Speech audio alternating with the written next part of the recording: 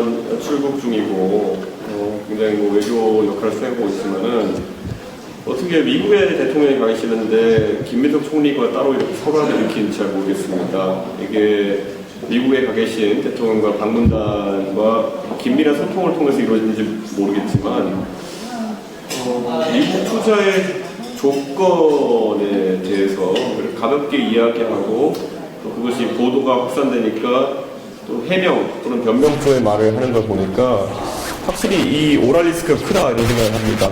앞으로 이 구설수, 우리가 흔히 오랄 리스크라고 하는 것이 이재명 정부의 핵심 관계자들에게서 계속 나타나는 것을 좀 정부에서 통제할 필요가 있다 이런 생각입니다. 지금 국민들이 얼마나 짜증이 납니까?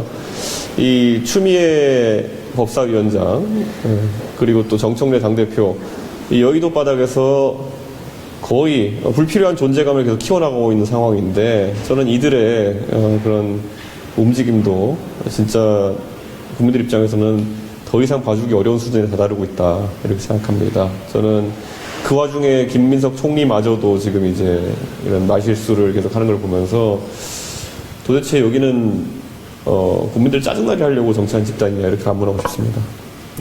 네, 대표님 또 질문 좀 추가로 드릴게요. 네. 오늘 검찰청 폐지법 비롯한 정부조직법이 본회의에 상정되는데 네. 이 부분에 대한 좀 생각 좀 여쭙니다.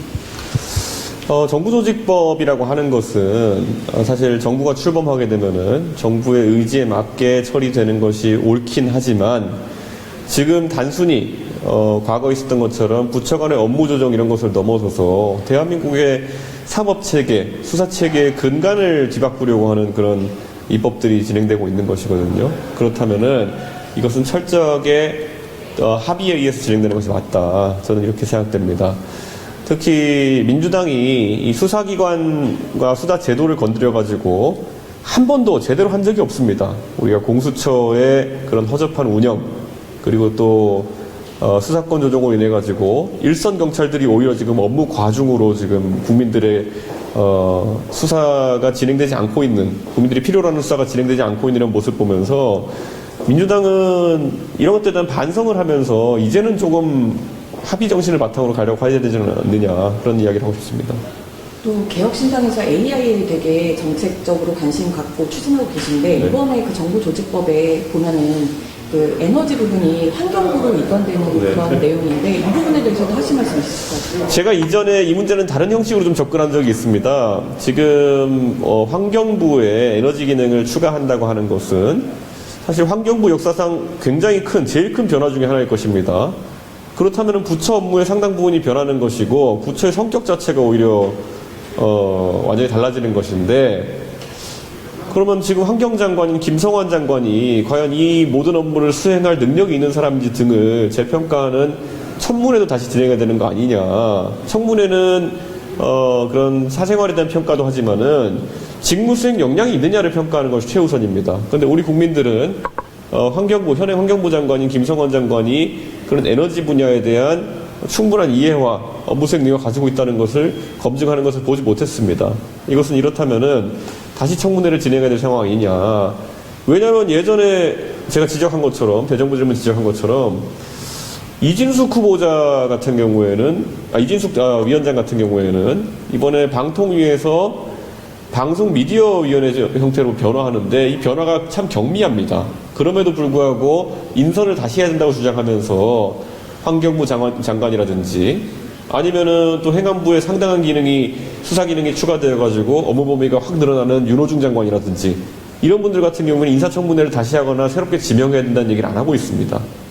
저는 이거는 좀 되짚어봐야 될 문제가 아닐까 저는 그렇게 생각합니다.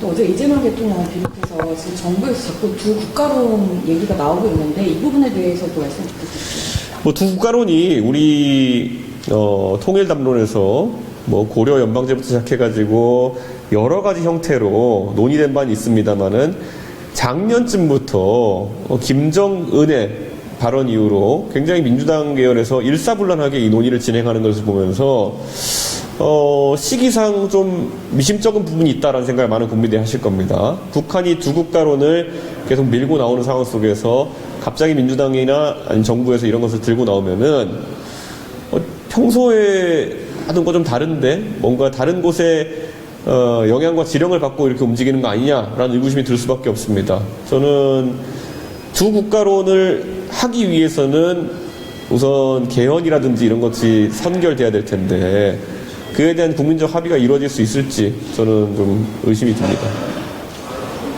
예.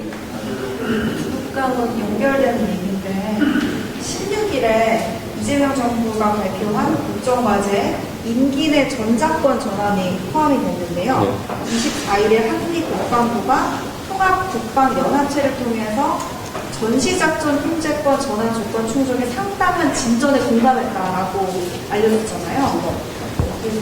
이게 그러니까 방향의 문제입니다. 지금 제가 며칠 전에 트럼프와 그리고 이재명 대통령 둘 다 이 주한미군에 대해 가지고 기존의 지도자들과는 다른 인식을 하고 있다. 이게 보통 한쪽에서는 유지하려고 한쪽에서는 빼려고 하고 뭐 이런 식으로 엇갈리면서 현상이 유지된 것인데 지금은 둘 다 주한미군의 가치를 좀 가볍게 보고 있는 것이 아니냐. 트럼프 대통령은 계속 비용의 문제로 접근하고 있는 것 같고요. 이재명 대통령은 뭐 갈 테면 가도 좋다 이런 식의 입장으로 되고 있기 때문에 이런 절차적으로 아니면은 인식 자체가 고조되고 있는 것 같거든요. 저는 이건 대한민국의 안보를 위해 상당히 위험한 상황이다 이렇게 보고 있습니다. 주한미군이 제가 얼마 전에 AI 이미지로도 얘기했지만 주한미군이 역할이 축소되거나 아니면 주한미군의 운용 자체가 사실 지금은 연합작전이라는 것을 기반으로 설계되어 있는데 전작권의 환수라고 하는 것은 결국 전시작전을 미군 장성이 아니라 결국에는 한국군 장성이 행사하게 하는 것을 담보로 하는데 그랬을 때 과연 미군의 증원 전력을 가져온다든지 연합작전을 하는데 원활하게 진행될 수 있겠느냐라는 현실적 문제를 고려해야 되는 겁니다. 과연 아무리 형식적으로 한국군 장성이 이걸 통솔한다 하더라도 미군 증원 전력의 투입을 지시할 수 있겠습니까? 한국군 장성이? 저는 이런 것은 굉장히 구조적으로 한미 연합 전력을 약화시키는 방법이 될 것이다. 이런 생각을 하고 있습니다. 마지막으로 하나만 더 여쭤볼게요. 아까 먼저 첫 발언에서 말씀하시긴 했는데 지금 김인석 총리 발언과 이제 정부 발언이 자꾸 이렇게 엇갈리는 게 어떤 단순한 실수라고 보시기보다는 어떤 전략적인 그런 의도가 있다고 생각하시는지. 아닙니다. 그들 간의 소통 또는 그들 간의 신뢰가 약해지는 것이 아닌가라는 우려를 하게 됩니다. 각자 자기들이 해야 될 말이 있는 것이고 상대의 입장을 고려하지 않고 각자 자기 말들을 하는 걸로 보이고요. 김인석 총리도 사실 어쩌면 이재명 대통령보다 정치 경험이 더 많은 사람인데 이런 말을 했다는 것은 최근에 정청래 대표의 발언이 많은 국민 느끼기에 어느 누구와도 조율되지 않은 발언들이 나오는 것처럼 보이는 것처럼 그들 간에 이념적 헤게모니 싸움이 시작된 거 아닌가 그런 생각을 하고 있습니다. 네, 수고하셨습니다. 감사합니다. 네.